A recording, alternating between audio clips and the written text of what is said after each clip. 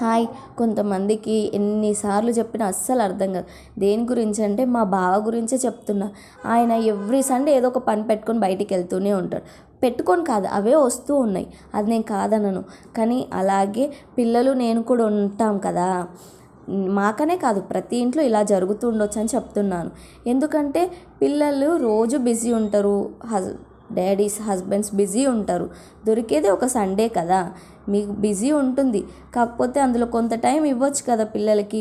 వాళ్ళేమో నాన్న వస్తేనే తింటాము, నాన్నతో కలిసి తింటాము అని వాళ్ళు ఎంత చెప్పు, ఏం చేసి పెట్టు అస్సలు తినరు. ఇంకా నా పిల్లలైతే మరీను నానా నానా నాన్న రోజు కనిపిస్తూనే ఉంటాను. మీకు అనిపిస్తుంది కానీ కనిపించడం వేరు, ఆ రోజు వాళ్ళతోటే స్పెండ్ చేయటం వేరు.